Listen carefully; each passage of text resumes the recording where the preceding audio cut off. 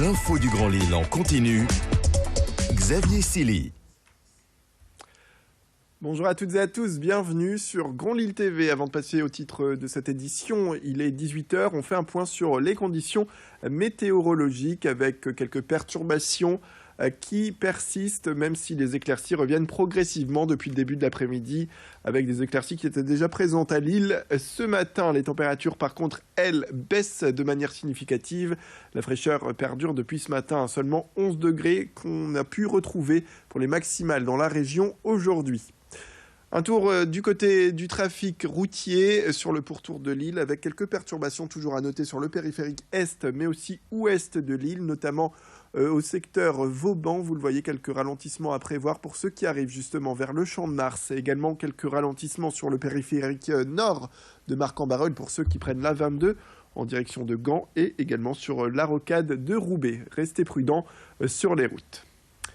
On en vient au titre de cette édition et c'est la semaine de l'industrie en France. 200 événements en tout genre sont ainsi organisés ces jours-ci dans la région Hauts-de-France. L'objectif est de promouvoir les métiers industriels auprès des jeunes surtout et des demandeurs d'emploi.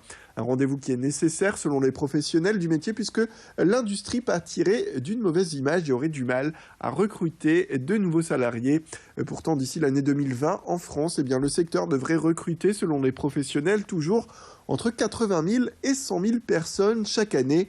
Les contrats en alternance sont donc le moyen aujourd'hui de familiariser les jeunes à ce monde en leur permettant de voir les atouts qui règnent dans l'industrie. Exemple, dans cette entreprise de Tourcoing que vous venez de voir sur ces images, Heliopac, qu'a visité hier Louis Caillé avec les explications d'un des responsables de la formation et de l'emploi dans la région qui parle justement de l'importance de ces formations à retrouver dans le secteur de l'industrie. Il y a des offres d'emploi non satisfaites, il y a des métiers en tension et bien sûr qu'il y a des questions de mobilité, il y a des questions de qualification et c'est pour ça que tous les outils qui existent, le plan 500 000 formations supplémentaires, les OPCA qui pour les gens qui sont salariés peuvent aider les personnes à évoluer d'un secteur vers un autre, l'État lui-même à travers ce qu'on appelle des ADEC ou des systèmes passerelles permettent de proposer des formations pour changer de métier avec des compétences transférables. C'est toutes ces questions-là qui sont en jeu. Une idée sortie et c'est le dernier jour aujourd'hui pour profiter du printemps du cinéma. Depuis samedi, l'entrée pour voir un film sur grand écran est à 4 € pour les structures participantes. Et c'est le cas d'ailleurs pour le Duplex à Roubaix qui a accueilli près de 2000 personnes ce dimanche. L'événement qui a été créé en France durant l'année 2000, le printemps du cinéma, veut permettre aux familles d'accéder à ce loisir parfois trop cher. Alors pour les cinémas participants, cela sert aussi à fédérer le public dans ces lieux culturels en donnant l'envie aux familles de privilégier cette activité. Idil Gunaï est allé à Roubaix rencontrer une responsable du cinéma à propos de cet événement, ce printemps du cinéma qui revient chaque année avec de belles offres à découvrir pour cet événement. Les films du moment, Kong Island, ça a été la grosse sortie des dernières semaines. Il y a Logan. Alors Logan, je précise quand même que même si c'est un Marvel, même si c'est du X-Men, c'est interdit aux moins de 12 ans. Donc bien sûr, il faut présenter des pièces d'identité et tout, justifier l'âge des enfants, ce qui est normal. Après, il y a un petit peu tout public. Il y a le Lion, toujours à l'affiche. Magnifique comme film, très beau, émouvant. Donc, absolument top. Vous avez le dernier Lelouch aussi qui vient de sortir, une petite comédie. Voilà, bien acerbe à voir. Voilà, vous pouvez aller la voir pour 4 € ce soir sans souci, demain sans souci. Voilà donc pour ce printemps du cinéma à découvrir encore jusqu'à ce soir. À Fromelles, un distributeur automatique de fruits, légumes, œufs et jus de fruits s'est installé dans le village. Nicolas Paulet, un agriculteur producteur de la commune, est allé à l'initiative de ce projet. Il y a quelques mois, il a décidé de vendre ses pommes de terre et ses poires et ses pommes également de cette façon originale afin de lui permettre de limiter les intermédiaires et de vendre de manière très pratique ses produits. Il a aussi donc attiré la curiosité d'autres producteurs qui ont rejoint l'aventure dernièrement. en proposant des œufs, de la gorgue, des poireaux également et des carottes issues des champs donc aux alentours. C'est le premier distributeur de ce genre qui voit le jour dans la région et qui est ainsi ouvert 24 heures sur 24 et 7 jours sur 7. Louis Caillé a rencontré le concepteur de cette machine agricole qui permet donc de déguster de bons produits issus des fermes donc locales. Avec ce distributeur, on le rappelle, ouvert tous les jours, 7 jours sur 7 et 24 heures sur 24, c'est bien pratique.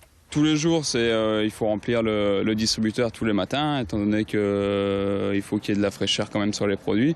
Donc on remplit le distributeur. Sur chaque niveau, on peut mettre 17 à 18 produits sur chaque niveau. Et donc on a un seuil d'alerte que nous mettons, enfin que nous avons défini, donc qui est une fois qu'il ne reste plus que 2 produits par niveau, on a une alerte par SMS afin qu'on sache qu'il faut aller remplir le distributeur. La nature toujours, direction Ronchin, la découverte des jardins partagés du Grand Cerf. Une campagne de financement participatif est organisée par les bénévoles de la structure afin de lui permettre de s'étendre sur 2,5 hectares avec 2 nouveaux espaces de culture. Soutenu par la ville de Ronchin et la métropole européenne de Lille, il manque 15 000 € pour réaliser ce projet, selon les bénévoles, et développer surtout le savoir-faire des cultivateurs des lieux.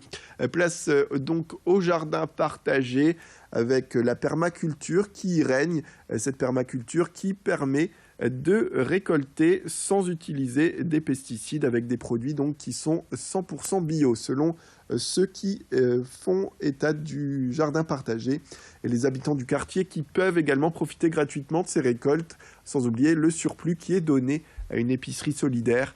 Présentation des lieux avec les responsables au micro de Clotilde Leguévac.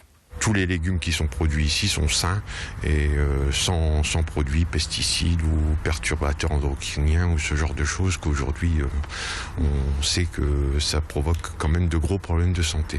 Des gens qui a priori n'ont pas accès à des légumes bio dans les supermarchés parce que c'est un peu en dehors de leur budget. Donc nous c'est un peu notre idée, c'est en fait proposer des légumes sains et gratuits à des gens qui n'ont pas forcément les moyens non seulement d'avoir un jardin, mais en même temps de se les procurer dans les surfaces de vente habituelles.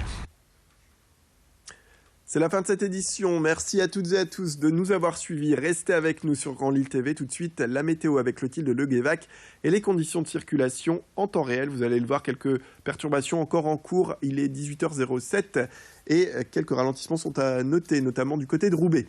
A tout de suite sur Grand Lille TV. L'information continue avec un prochain flash également au prochain quart d'heure.